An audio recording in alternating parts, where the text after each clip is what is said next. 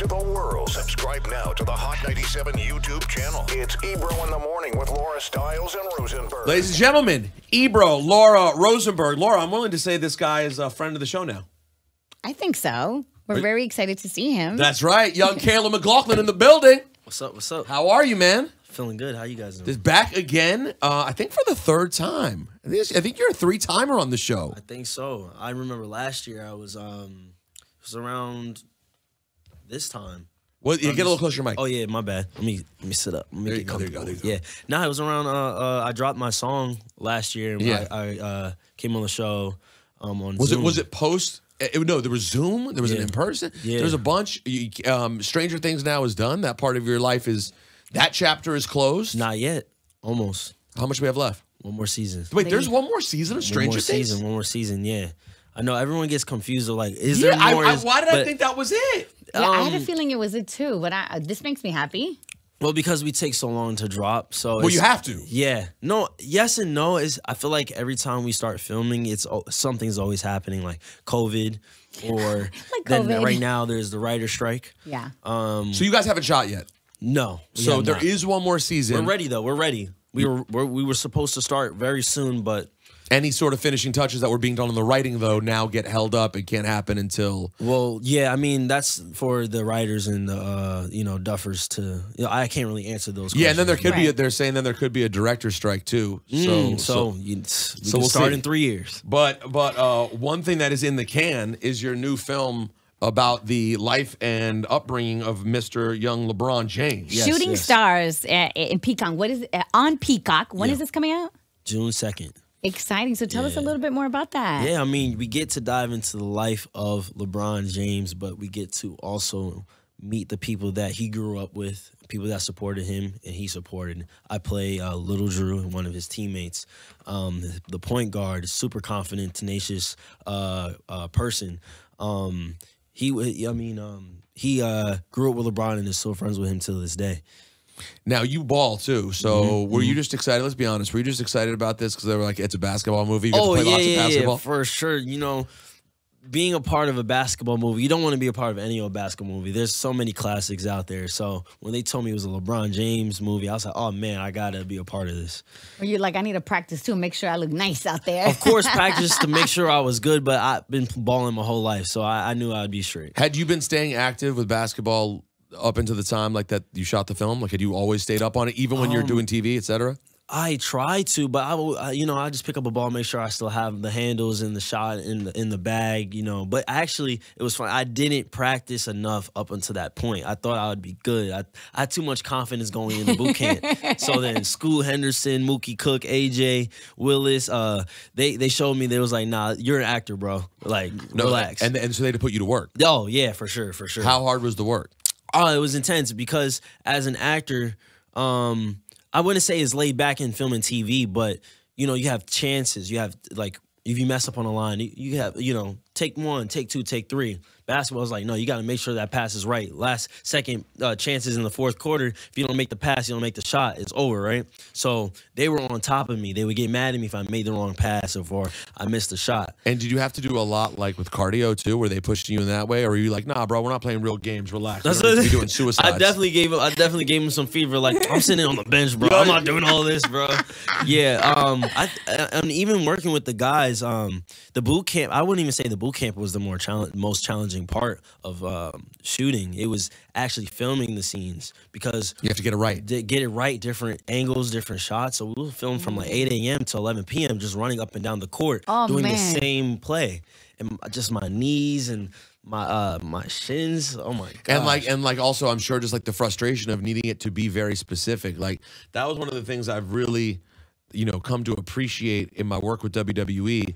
Is having to do physical things right in one take is like an incredibly challenging thing. It's one thing to act and get it right in one take. Yeah. But when it also requires that you physically get things right, with some sort of athletic thing correct, that's a challenge, bro. Exactly. Now, I've said this before. First time I ever met Caleb was at the celebrity game in 2017. Yeah, that's wild. I was a baby. How old are you now?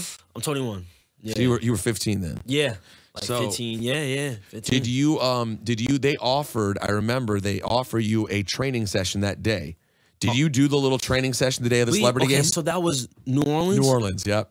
Okay, back in those days, let me confess, I was sick actually. I had like the flu. Okay. Back in those days, you know, if you were sick, you still went outside. Oh, you weren't missing the celebrity game? Heck no. So they did offer it, but I didn't go because I was sick in bed. So I went out and did one training session. I was like, you know what? I want to be on a little point. 30-minute joint? No, it was like an hour, and I was just like, oh, okay, what? I'm going to take some shots, whatever.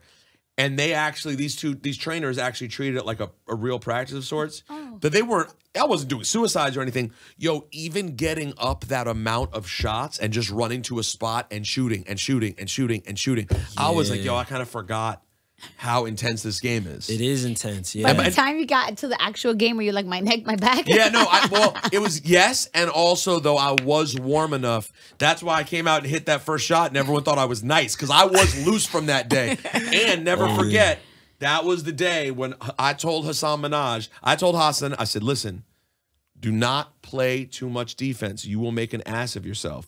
And this man crossed it. He was talking so much. He was talking too much because I wasn't really playing too good. I was low-key nervous being there with everybody. And you were sick. Yeah, exactly. So I really wasn't up to I wasn't 100%. But towards the end of the game, the Advil started kicking in and all my medicine, right? And then he started guarding me up, and I was like, all right, cool. I'm coming down the court, crossed him up with the right hand, brought it to the left, and he stumbled. Everyone was like, oh. I think he might have fallen. Did he hit? He didn't hit one knee, did he? I think he did like a stumble back, or it was bad. He did. Yeah. No, it was bad. I was like, bro, what are you doing? We're playing a celebrity game. You're gonna make an ass of yourself.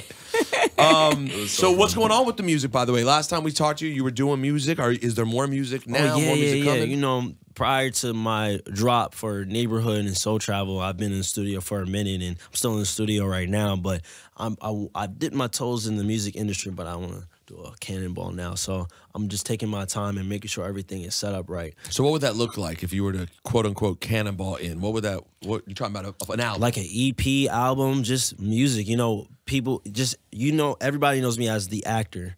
I play different roles and different personalities. People don't know who Caleb is. And my music is just showing and telling people who I am in my life, you know? Like, people don't know, like, a lot of people don't know about me. Like, it's funny. I've been not around, but I've been to other parties. I'm meeting new people as I'm getting older. And people are like, yo, I didn't know you were like this. You're actually mad cool. I thought you were Lucas. I'm like, definitely not Lucas. I'm not from Indiana. I'm not a nerd, really. I have nerd ways, but I'm not like right. You're not Lucas. You're like D&D Lucas. Yeah, you're not.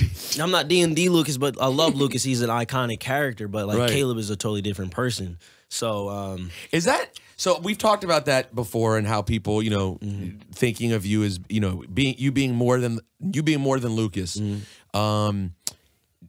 But obviously you love the character, and it means a lot to you. Yes.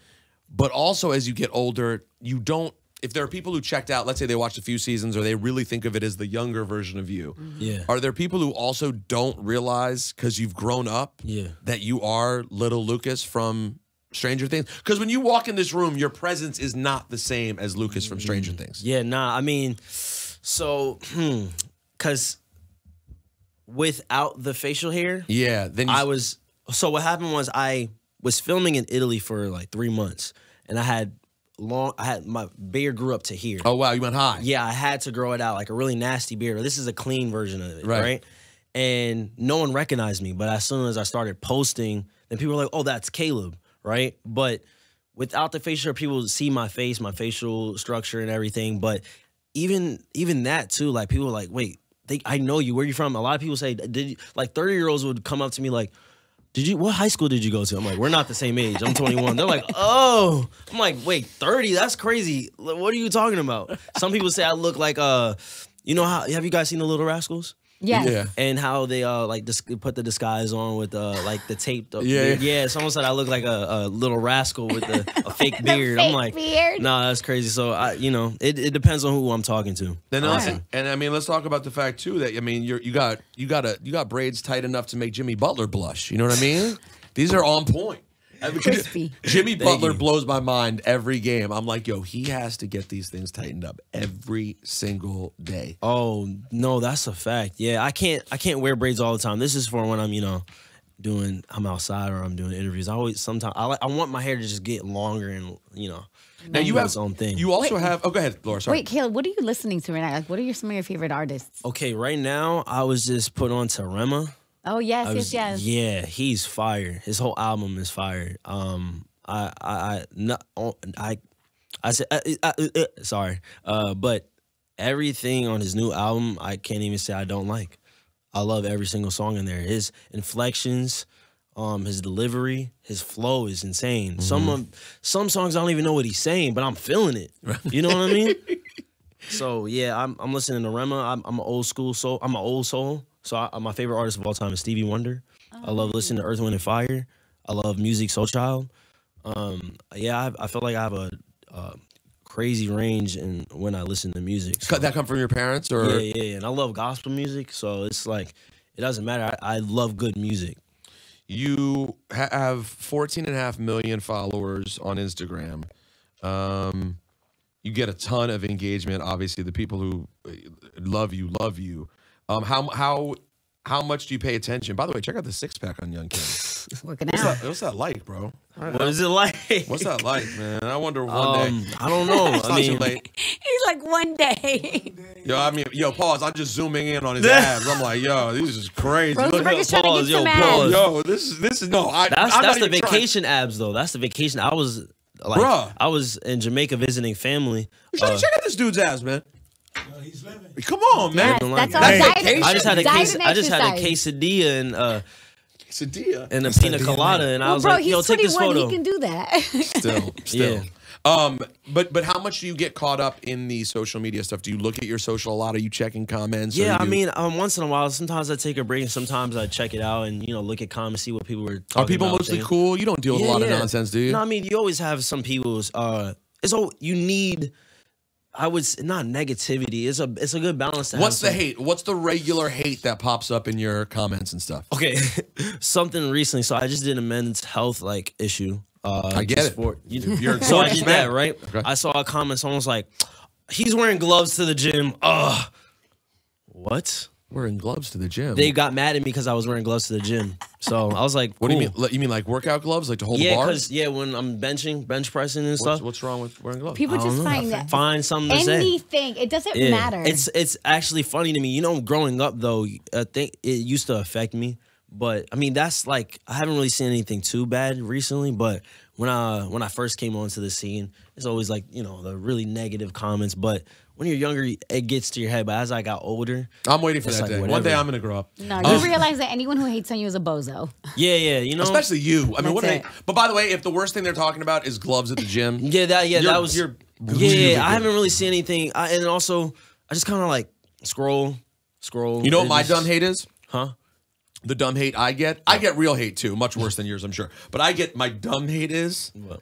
why don't you just come out and admit that you're dyeing your beard? All the time. All the time. But if you are, I'm not. And if I would, I'd But have it an doesn't- endorsement. I'd be promoting it. Why would I care? it doesn't. I don't think it really. We know doesn't what's matter. going on. I'm Like, like, we know. what? Are you insane? Thank you. It's a know great. what's The only going on. compliment I really feel like I get. So the movie is coming out on June 2nd. Yes. Shooting Star. Did you get some QT with LeBron as a result of this? or his crew. 'Cause Yeah, that Little Drew for Okay. sure. I met LeBron once at the All-American McDonald's game in Houston. I went to go see Mookie Cook play. He's the one that's playing LeBron. Okay. And LeBron was there watching Bronny. So I went up to him and I just met him. And I met him and he said, y'all did your thing on that day. He's like, y'all killed that thing. Y'all killed that thing. Appreciate you. I was like, oh, appreciate you, man. But he was really cool. But I got to speak to Drew a lot during the time filming Shooting Stars. I met him, spoke to him, and then I got his number and we sat on the phone for hours just talking about And he's a him. cool cat too. Real cool. What does he do now? What does he do? He's actually a coach at Cleveland State. Oh wow. Okay. He's doing a lot of other things, but at the time I knew he just got back from practice with his players, and he was just dropping gems to the guys and was just telling us about the relationship and who they were and who he was on the team. Oh, that's really, really cool, Yeah. man. Oh, listen, Caleb, as you know, you have an open door policy here. We support you. We're excited for you. Thank you. June 2nd on Peacock, Shooting Stars. Come back anytime, dude. Yes, and when you're Appreciate ready you. with your music, when you're ready Yeah. with your EP, come see us. I got you. Thank you right, so man. much. Thanks, Appreciate Caleb. it. Thank you.